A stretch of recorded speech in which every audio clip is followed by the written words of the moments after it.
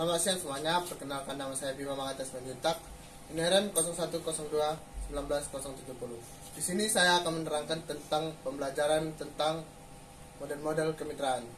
Apa itu model-model kemitraan?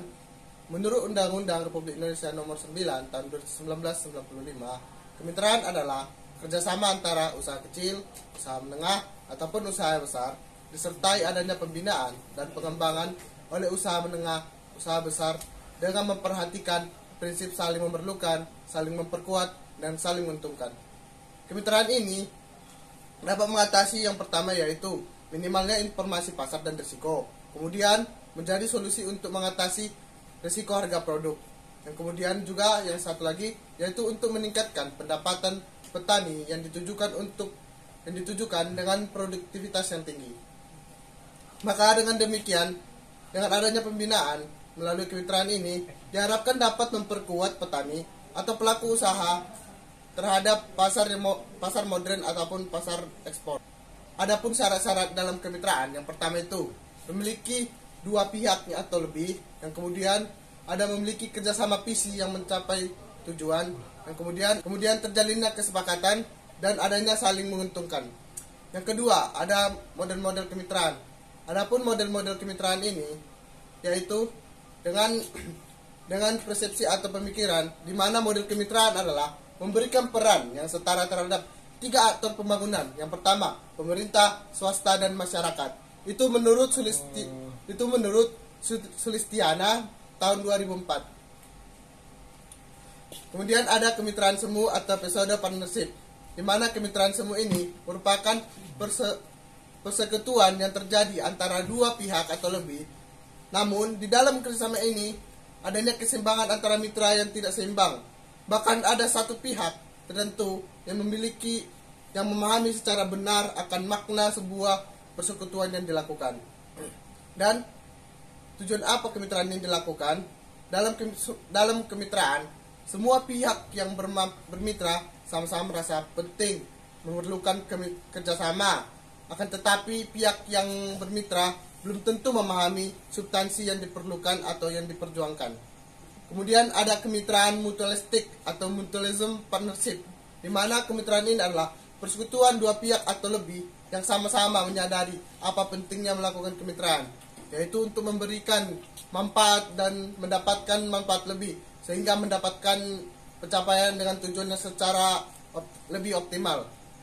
Berdasarkan pemahaman akan nilai pentingnya melakukan kemitraan, dua agen atau organisasi atau lebih memiliki status yang sama atau berbeda melakukan kerjasama.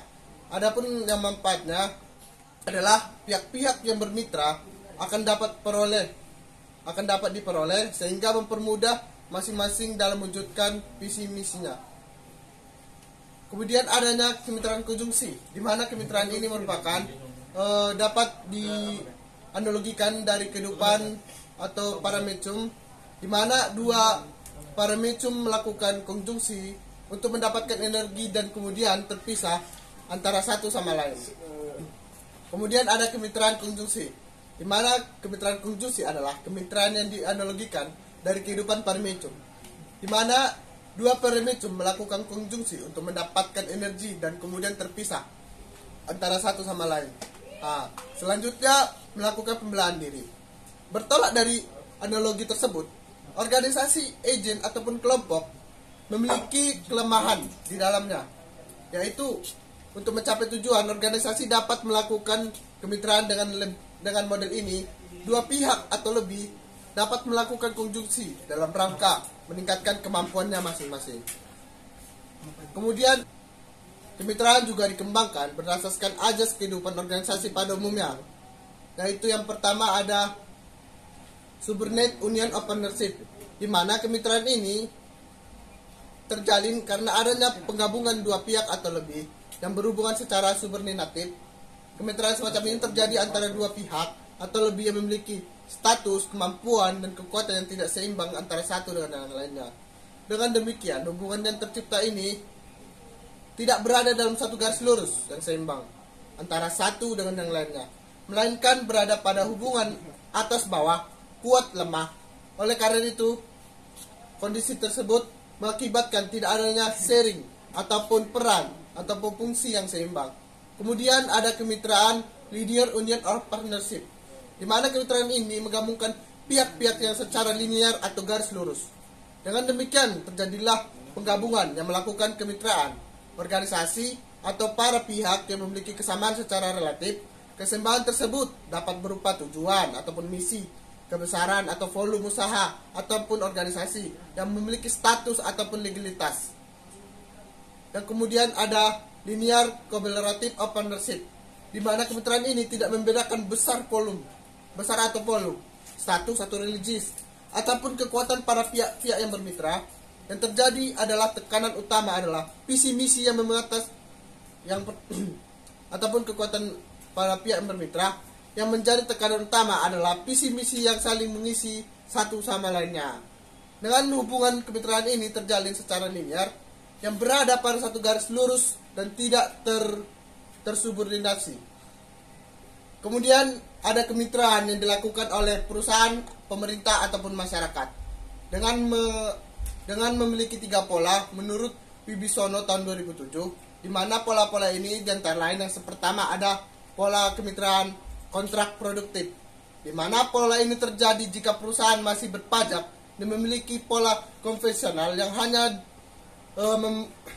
mengutamakan kepentingan atau stakeholder, yaitu mengejar profit sebesar-besarnya. Fokus perhatiannya perusahaan ini yaitu bertumpu pada bagaimana perusahaan bisa meraup keuntungan secara maksimal, sementara hubungannya dengan pemerintah atau komunitas ataupun masyarakat hanya sekedar pemanis belaka. Kemudian ada pola kemitraan semi produktif, di mana kemitraan ini mengacu pada kepentingan jangka pendek atau belum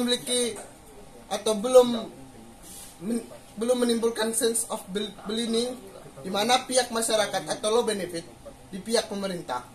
Kerjasama yang lebih mendepankan aspek kriteria atau public of relation, di mana pemerintah dan komunitas atau masyarakat masih lebih menganggap sebagai objek. Dengan kata lain, kemitraan ini masih belum strategis dan masih mengedepankan kepentingan sendiri dan bukan mempentingkan kepentingan bersama ataupun antara mitranya. Kemudian ada pola kemitraan produktif. Pola kemitraan ini memperhatikan mitranya sebagai subjek, di mana orang itu menggunakan prinsip simbiosis mutualisme sebagai paradigmanya. Perusahaan yang mempunyai kepedulian yang sosial yang tinggi, lingkungan yang tinggi, kemudian pemerintah yang memberikan iklim kondusif bagi dunia bisnis, dan masyarakat yang memberikan dukungan positif kepada perusahaan. Bahkan bisa jadi mitra ini melibatkan pada pola hubungan yang resource atau basic partnership, di mana mitra diberi kesempatan menjadi bagian dalam stakeholder. Jadi dari pembahasan yang saya sampaikan tadi memiliki kesimpulan di mana pada dasarnya dua pihak atau lebih yang melakukan kemitraan perlu mengetahui tentang adanya model-model kemitraan ini, sehingga nanti diharapkan model-model kemitraan ini